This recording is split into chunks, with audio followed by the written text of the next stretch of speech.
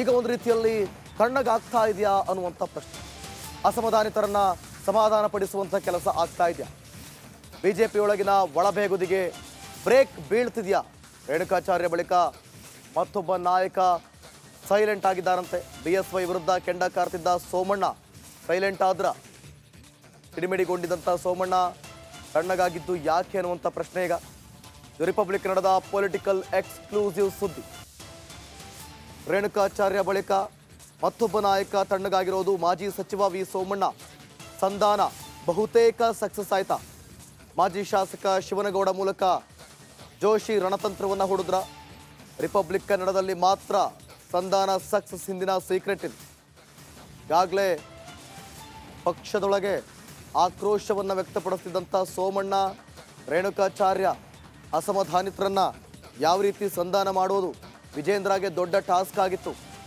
ಕೇಂದ್ರ ಸಚಿವ ಪ್ರಹ್ಲಾದ್ ಜೋಶಿ ಮೂಲಕ ಸಂಧಾನ ಕಾರ್ಯ ಸಕ್ಸಸ್ ಆಯ್ತಾ ಅನ್ನುವಂಥ ಪ್ರಶ್ನೆ ಇವಾಗ.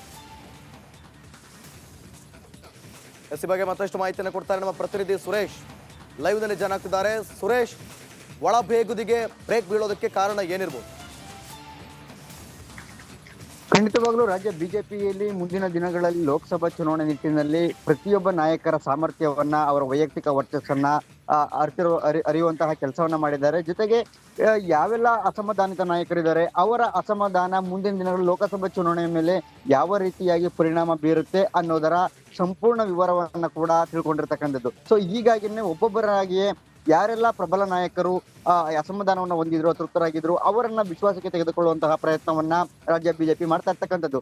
ಸೊ ಇದೇ ನಿಟ್ಟಿನಲ್ಲೇ ಹೈಕಮಾಂಡ್ ಕೂಡ ಏನು ಮಾಜಿ ಸಚಿವ ವಿ ಸೋಮಣ್ಣ ಅವರು, ಪ್ರಬಲ ಲಿಂಗಾಯತ ಸಮುದಾಯಕ್ಕೆ ಸೇರಿದಂತಹ ವಿ ಸೋಮಣ್ಣ ಅವರು ಪಕ್ಷದಿಂದ ಅಂತರವನ್ನ ಕಾಯ್ಕೊಂಡಿದ್ದು ಕಾಂಗ್ರೆಸ್ಗೆ ಸೇರ್ತಾರೆ ಅಂತಕ್ಕಂತಹ ವದಂತಿಗಳು ಪುಷ್ಟಿ ನೀಡ್ತಾ ಇದ್ವು. ಸೊ ಇದೆಲ್ಲದಕ್ಕೂ ಮುಂಚೆನೇ ಅಲರ್ಟ್ ಆದಂತಹ ಹೈಕಮಾಂಡ್ ನಾಯಕರು ಮತ್ತೆ ರಾಜ್ಯ ನಾಯಕರು ಎಚ್ಚೆತ್ತುಕೊಂಡು ಪ್ರಹ್ಲಾದ್ ಜೋಶಿ ಅವರ ಮೂಲಕ ವಿ ಸೋಮಣ್ಣ ಅವರನ್ನ ವಿಶ್ವಾಸಕ್ಕೆ ತೆಗೆದುಕೊಳ್ಳುವಂತಹ ಪ್ರಯತ್ನವನ್ನ ಮಾಡಿರ್ತಕ್ಕಂಥದ್ದು. ನಮ್ಗೆ ಆಪ್ತ ಮೂಲಗಳು ಹೇಳುವಂತೆ ವಿ ಸೋಮಣ್ಣ ಅವರ ಜೊತೆ ಸುಮಾರು ಒಂದು 20 ನಿಮಿಷಗಳಿಗೂ ಹೆಚ್ಚು ಕಾಲ ಪ್ರಹ್ಲಾದ್ ಜೋಶಿ ಅವರು ಮಾತುಕತೆಯನ್ನ ಆಡಿದ್ದಾರೆ. ಸೊ ಈ ಮೂಲಕ ವಿ ಸೋಮಣ್ಣ ಅವರಿಗೆ ಒಂದಷ್ಟು ಭರವಸೆಗಳನ್ನ ಕೊಟ್ಟು ಅವರನ್ನ ಸಮಾಧಾನವನ್ನ ಪಡಿಸಿದ್ದಾರೆ ಅಂತಕ್ಕಂಥದ್ದು ತಿಳಿದು ಬಂದಿರುವಂತಹ ಮಾಹಿತಿ. ಆದ್ರೆ ಯಾವ ಕ್ಷೇತ್ರ ಅಂತ ಹೇಳಿಲ್ಲ. ಆದ್ರೆ ಮುಂದಿನ ಲೋಕಸಭಾ ಚುನಾವಣೆ ಅಂದ್ರೆ ಈಗ 2024 ಲೋಕಸಭಾ ಚುನಾವಣೆಗೆ ವಿ ಸೋಮಣ್ಣ ಸ್ಪರ್ಧೆ ಬಹುತೇಕ ಖಚಿತ ಆಗಿರ್ತಕ್ಕಂಥದ್ದು. ಸೊ ಇದರ ಒಂದು ಭರವಸೆಯನ್ನ ಪ್ರಹ್ಲಾದ್ ಜೋಶಿ ಅವರು ವಿ ಸೋಮಣ್ಣ ಅವರಿಗೆ ಕೊಟ್ಟಿದ್ದಾರೆ. ಸೊ ಆದ್ರೆ ಯಾವ ಕ್ಷೇತ್ರ ಅಂತಕ್ಕಂಥದ್ರ ಆಯ್ಕೆ ವಿಚಾರವನ್ನ ವಿ ಸೋಮಣ್ಣ ಅವರಿಗೆ ಬಿಟ್ಟಿದ್ದಾರೆ. ಹಾಗೇನೇ ಸೋಮಣ್ಣ ಅವರು ಏನು ಕ್ಷೇತ್ರವನ್ನು ಆಯ್ಕೆ ಮಾಡಿಕೊಂಡ ನಂತರ ಅದರ ಗೆಲುವಿನ ಜವಾಬ್ದಾರಿಯನ್ನು ಕೂಡ ರಾಜ್ಯ ಬಿಜೆಪಿ ಹೊರುತ್ತೆ ಅಂತಕ್ಕಂಥದ್ರ ಬಗ್ಗೆ ಕೂಡ ಪ್ರಹ್ಲಾದ್ ಜೋಶಿ ಅವರು ವಿ ಸೋಮಣ್ಣ ಅವರಿಗೆ ಭರವಸೆಯನ್ನ ಕೊಟ್ಟಿರ್ತಕ್ಕಂಥದ್ದು. ಸೊ ಇದೇ ರೀತಿಯಲ್ಲೇ ಮುಂದಿನ ದಿನಗಳಲ್ಲಿ ವಿ ಸೋಮಣ್ಣ ಅವರು ಬಹುತೇಕವಾಗಿ ಅಂದ್ರೆ ತಮ್ಮ ಅಸಮಾಧಾನವನ್ನ ಬದಿಗೊತ್ತಿ ಮತ್ತೆ ಪಕ್ಷದಲ್ಲಿ ಬಿಜೆಪಿಯಲ್ಲಿ ಮತ್ತೆ ಸಕ್ರಿಯರಾಗಿ ಮತ್ತೆ ತಮ್ಮ ಎಂದಿನಂತೆ ಚಟುವಟಿಕೆಗಳಿಗೆ ಮರಳ್ತಾರೆ ಅಂತಕ್ಕಂತಹ ಮಾತುಗಳು ಸದ್ಯ ಆಪ್ತ ವಲಯದಿಂದ ಕೇಳಿಬರ್ತಿರ್ತಕ್ಕಂತಹ ಮಾಹಿತಿ. ಜೊತೆಗೆ ತಮಗೆ ಗೊತ್ತಿರೋ ಹಾಗೇನೆ ಈ ಹಿಂದೆ ಕೂಡ ಬಿಜೆಪಿ ನಾಯಕರು ಏನು ಎಲ್ಲಾ ಅಸಮಾಧಾನಿತರನ್ನು ಲೋಕಸಭಾ ಚುನಾವಣೆ ನಿಟ್ಟಿನಲ್ಲಿ ಎಲ್ಲರನ್ನು ಒಟ್ಟಾಗಿ ತೆಗೆದುಕೊಂಡು ಹೋಗ್ಬೇಕು ಅಂತಕ್ಕಂತಹ ಒಂದು ಆಪ್ತ ಏನು ಅಂದ್ರೆ ಪಕ್ಷದ ವೇದಿಕೆಯಲ್ಲಿ ಚರ್ಚೆಯನ್ನ ಮಾಡಿದ್ರು. ಈ ಬಗ್ಗೆ ಕೂಡ ರಿಪಬ್ಲಿಕ್ ಕನ್ನಡ ಎಕ್ಸ್ಕ್ಲೂಸಿವ್ ಆಗಿ ಬ್ರೇಕ್ ಅನ್ನ ಮಾಡಿತ್ತು. ಸೊ ಅದರ ಮುಂದುವರೆದ ಭಾಗವಾಗಿ ಇವತ್ತು ವಿ ಸೋಮಣ್ಣ ಅವರನ್ನ ಮನವೊಲಿಸುವಂತಹ ಕೆಲಸ ಆಗ್ತಾ ಇರ್ತಕ್ಕಂಥದ್ದು.